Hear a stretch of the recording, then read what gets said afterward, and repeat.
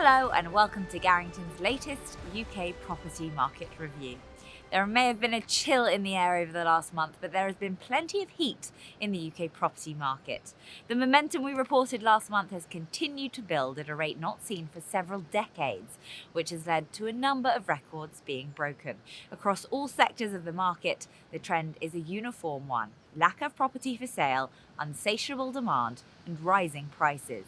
To put this in context, the value of homes sold in the UK has doubled to £150 billion in the first 15 weeks of the year, according to Zoopla. The number of homes selling within the first week of marketing has reached its highest ever level. Year on year, demand levels are up 27.5%, and the supply of homes for sale is down 18.4% and was 30% lower in April, compared with the average number between 2017 and 2019.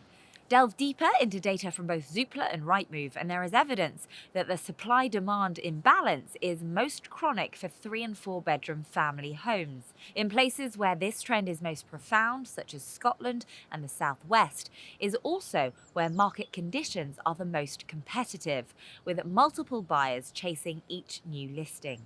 Average values in the prime market are outperforming mainstream homes, with asking prices of new stock entering this sector of the market increasing 3.2% last month, taking the rate of annual price growth to 7.4%.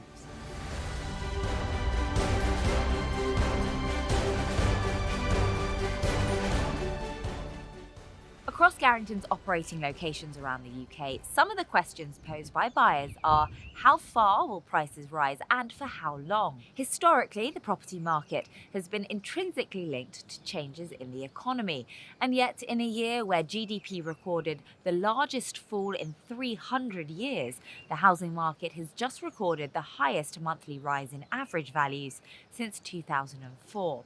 The decoupling from traditional economic theory has occurred due to exceptional support measures by the government. The forthcoming stamp duty holiday changes in June and September will undoubtedly take some heat out of the market, but this is unlikely to be such a cliff-edge moment as first feared. Many of the inquiries Garrington has received over recent weeks stem from buyers making a material change to their lives.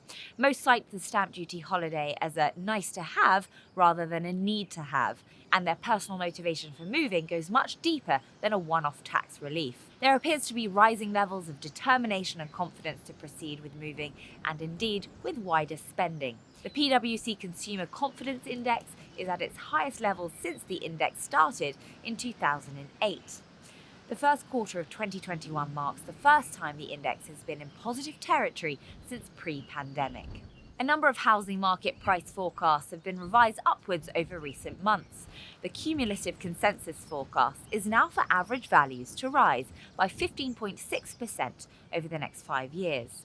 The previous ceiling on values created by affordability constraints has been partially overcome by the regional displacement of movers relocating to more affordable locations, the improved availability of low interest rate mortgages, and the higher ratio of income to savings. The total saved by households since last March has hit £180 billion, an enormous jump from the £56 billion saved in the 12 months prior. For those needing high loan-to-value mortgages, the number of 90% LTV loans available had risen to 323 in March, from just 72 last September, according to Moneyfacts. For borrowers with more substantial deposits, mortgage rates below 1% are now available, and 10-year fixed rates are available at just over 2%.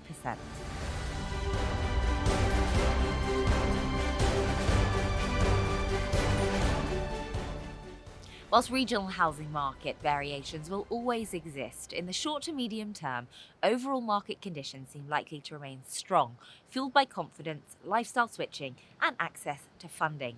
Upbeat economic forecasts will further buoy sentiment. Economic growth is predicted to be at its highest since June 2015, according to estimates from the CBI. The CEO of Barclays has also been quoted as predicting that the UK economy will grow at its fastest rate since 1948. Lack of homes for sale will constrain the market, with many locations having less than half their usual inventory levels and only around 2.2 to 2.6 months of property left to sell based on current sales rates, according to analysts 20CI. There are some early reports from sales agents known to Garrington that more elderly sellers are now entering the market after having had their second vaccinations. In conclusion, we expect busy times ahead, slightly improving stock levels, but prices continuing their upward trajectory for the time being. If you would like to discuss your own property plans, please feel free to get in touch using the contact details below. Please do subscribe to our channel for all our latest research and updates. In the meantime, thank you for watching.